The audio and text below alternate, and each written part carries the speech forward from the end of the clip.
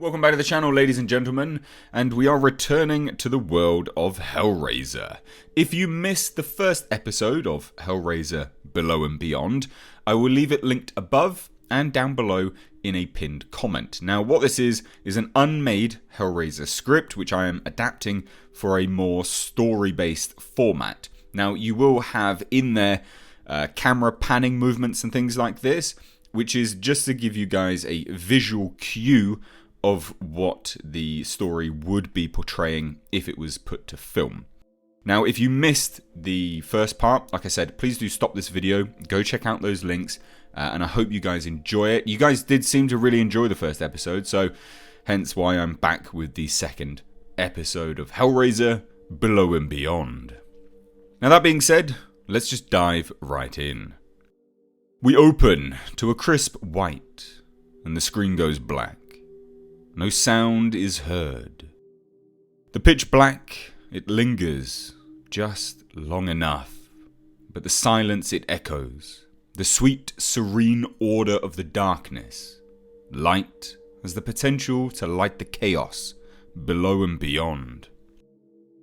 The duality of the darkness and the perceived nature of that which is unseen. In the pitch black, we start to hear droplets of water. A footstep. A splash. A footstep. As we hear these movements of chaos in the order of the darkness, the camera begins to pan as light slowly starts to fill the screen from below. We are panning across the floor, an ancient stone floor with slabs of granite and marble. The camera pans until it reaches a heel, the Wanderer.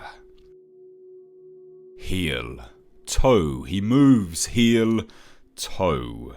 As the Wanderer moves through the ancient hallways of this ruined temple, the camera pans from right to left, up and down the corridors, the monolithic pathways creating a city within a temple. A temple of immense presence. We see the same etchings that were present on the pillars, the same patterns of the arcane nature, but the hieroglyphs, though present, have deep scratches gouged into them, as if an infernal beast tore right through this place in an effort to destroy what was written upon the walls. He continues down the corridors, the ceiling so high a giant could march down them. A mythic nature hangs in the air. Who built it? What is its purpose? And what could be large enough, malevolent enough, to tear through the walls in that fashion? Walls of solid stone. The camera begins to pan up the Wanderer now, as his face is shrouded by the shadows, and as he looks from left to right, he's obscured, but something seems familiar about this man. And in the shadow, as if caught in the corner of your eye, we see a red shimmer. Black screen. Darkness. Light. We're in another hallway now, and the Wanderer is walking with renewed vigor, searching, hunting. Heel. Toe. He moves onwards, down into the depths of this place. We hear nothing. Nothing but the sound of his footsteps, and in the distance, a splash of water.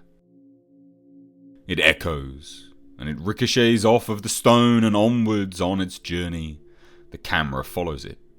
As we see the magnitude of this place the Wanderer has entered, we follow the droplet as it descends through the cracks and crevices, falling, gaining speed, but majestic in its movements. This truly is a monolith of architectural achievement. And we're back at the Wanderer now. He's at a doorway. Stepping forwards, he descends down a flight of stairs into the darkness. We see it again, not in the corner of our eye now. We see a red shimmer in the shadow. The red shimmer glows and glows, glowing brighter and hotter. We realise that this is in fact our scene transition. The red shimmer glows to a red burning sun. We're now back in the Thamud city, the place where our two men had the confrontation. The young man is walking angrily down the pathways between buildings. As he marches, we see the energy begin to sap and wane from him. What was a march becomes a near necrotic slow pace, dragging his heels. The weight of the revelation hangs heavy on this man's shoulders. The double-edged sword of life, he repeats to himself. A sigh. He's reached a building now, a wooden door, and his hand pushes it open. "Daddy!" An unseen child shouts from another room. We hear tiny footsteps running forwards, and the camera tracks the child's feet, heel, toe, as we see the humble abode that this man calls his home. Yes, it's me. Did you fetch water?" he questions, making an attempt at shaking off the events of the day. He picks up a little girl, full of life, around the age of 6, but we can't be certain. "Yes, father. What have you been doing? Did you see Emfed? Can we play? Should I fetch you a drink?" The questions pour out of this child's mouth like water from a burst dam. She's so full of life, he thinks to himself. We hear the internal monologue, full of life.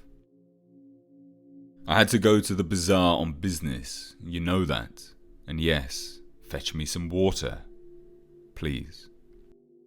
As the man sits down on a 3-legged wooden chair, we begin to get a sense of him. We see an internal struggle, a man with a child, no mother to be seen. Does he care for this child? Perhaps. But something doesn't seem right. There is nothing clear about this. But the music that plays builds a sense of foreboding. Something looms in the air around this man, and we get a sense that this is not a pleasant individual. Not a man with humanity who has simply lost his way. He is a man with conviction and will do whatever he needs to do to attain his goals. Does he care for this child? Perhaps not. He drinks the water that she had got for him, and we see them go about their business, playing with one another. Subtle forced smiles from the man, and the child gleefully playing with some stones and scratching into the sand in the courtyard. There's a faint and distant bell tolling. Is it from the bazaar? No. Is it in the man's mind? Perhaps. As if from another realm, this bell continues to toll.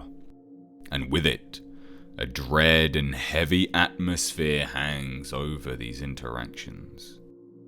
The bell tolls once more. We hear the monologue continue.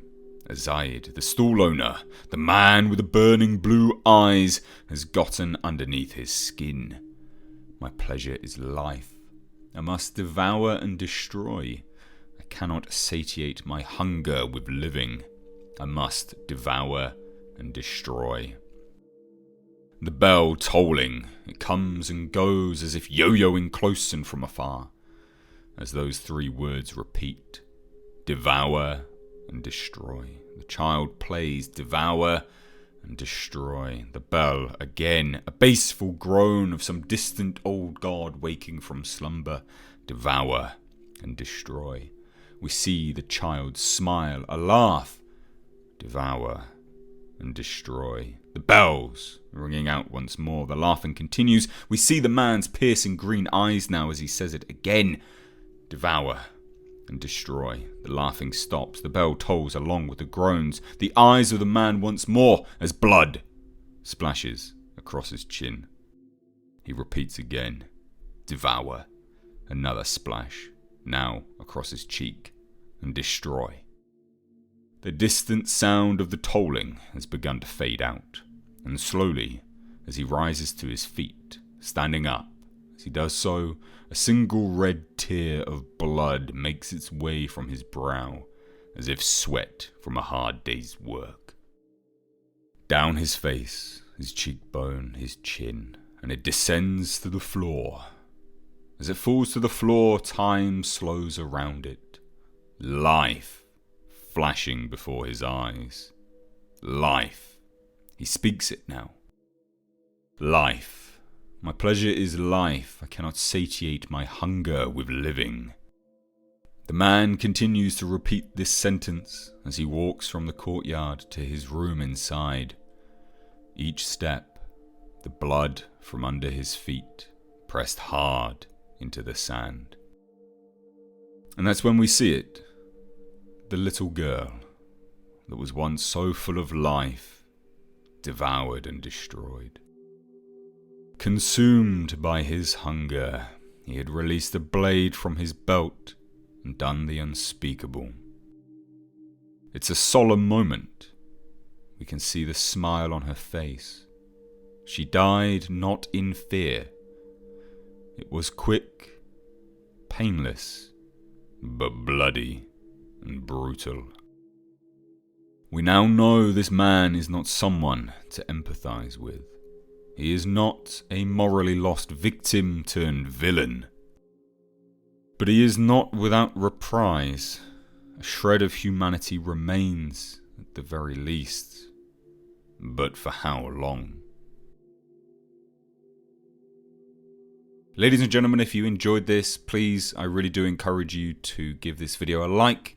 And please do share it, and also please do leave your thoughts down below. I pressed quite hard at the end of the first episode for anyone to guess what this story is telling, because it is set within the Hellraiser world, but it is not a reboot, it is not a remake, it is expanding upon known lore outwards, so the mythos can kind of grow and tell a story of individuals that may not have been told. So I'm kind of dropping in some hints and teasers there. I'd love to hear what you think of it and who you think this story is telling.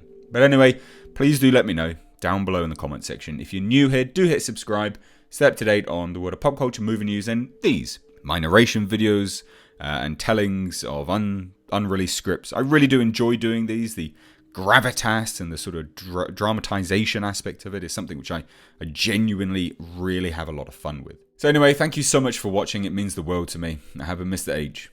Take care.